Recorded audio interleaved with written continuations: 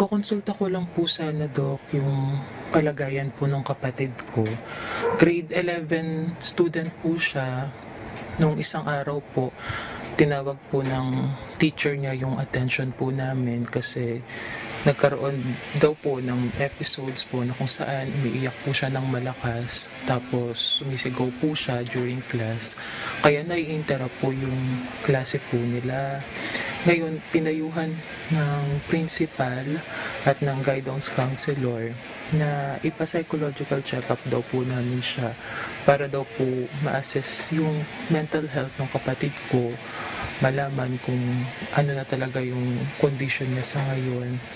Kasi napapansin din daw po ng teacher na hindi po siya masyadong nakikipag-socialize dun sa mga kaklase po niya or hindi siya masyadong nakikihalubilo sa kanila.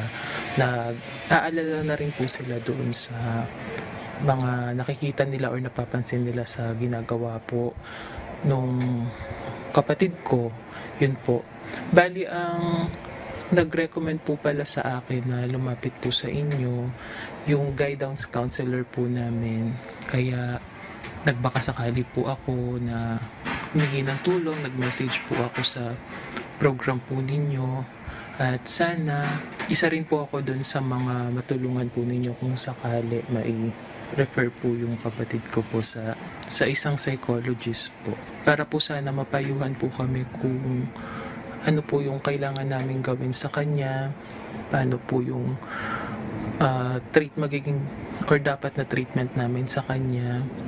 Gusto rin po naming maliwanagan bakit siya nagkakaganon. Gusto namin siyang matulungan. Yun lang muna po. Sana matulungan niyo rin po ako. Salamat po. Miss Jackie, Yes, ayan po. nakakapag-alala Oo nga yan, po. di ba po? Ay, Miss Annie, oo nga, naisip ko lahat ng kabataan ngayon, no? Yun po, yung recorded message ni Mary from Caloocan, no? Ang concern po ay maipa-check up po ang kanyang kapatid, no? Miss Annie, narinig po natin ang kanyang concern.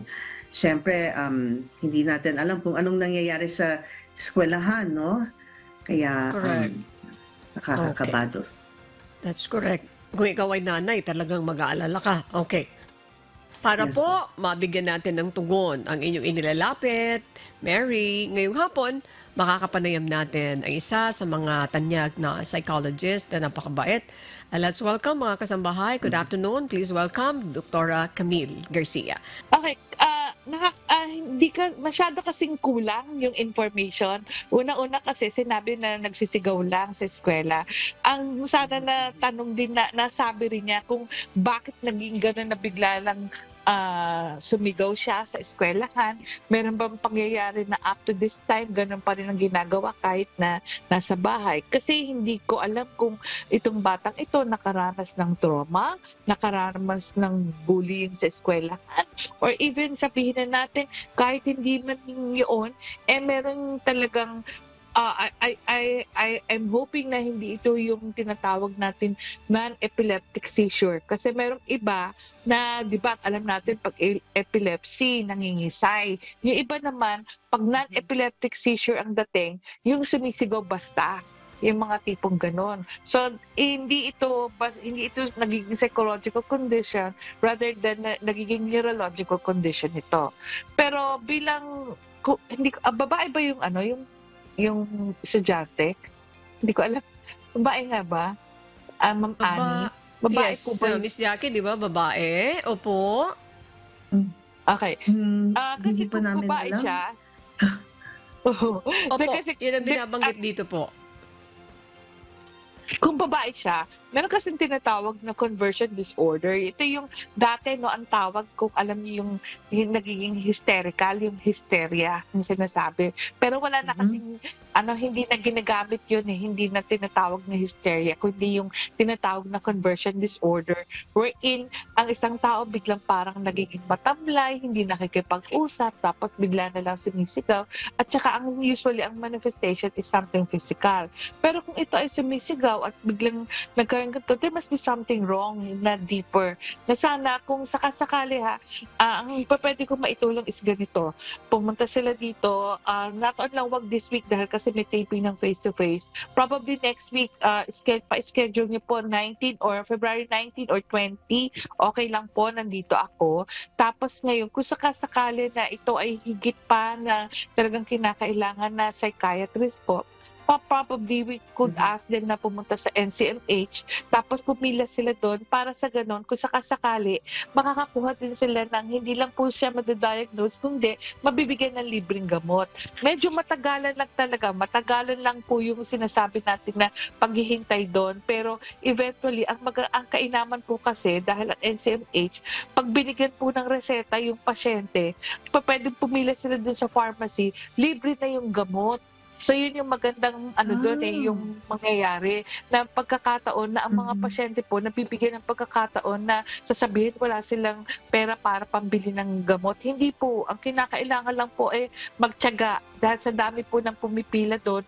Pero kung talaga po magtsatsaga kayo at pag nakausap, magugulat kayo, meron na po talagang gamot. Ngayon, kung ito ay sabihin na natin isang trauma, oo, o nanlibre po yun. Ngayon, kung ito ay isang trauma, ako na po ang magbibigay ng counseling para malaman ko din kung talagang ito po ay isang sabihin na natin trauma or kaya naman po ay talagang na-disturb lang yung bata dahil kasi meron talagang domestic or sana hindi domestic problem, merong problema sa eskwelahan or kung hindi pa man, meron talaga siyang nagiging problema kahit nung bata pa at ngayon lang natitrigger dahil kasi siguro masyadong nahihirapan sa eskwela.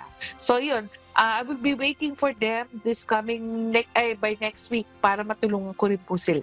Din po ang aking maibibigay na tulong. Yan naman, ganda naman ang sinasabi ng Doktora Miss Jackie. Yes po, napakabait, very accommodating. Opo, at saka yung sinabi ni Miss Jackie, kung trauma, pwedeng i-attend din doktora yan. Pero pag may mga neurological concerns, di ba po, pumila na kayo dito sa National Center for Mental Health dahil automatic kapag nagpila kayo doon at check up kayo, may gamot mga kasambahay. Hindi nyo na po problemahin na check up nga yung anak ninyo pero wala naman kayong gamot. Tiyaga lang because that's a government hospital. Yun po yan laging ini-expect natin sa dami po niyan, ha? Sa dami.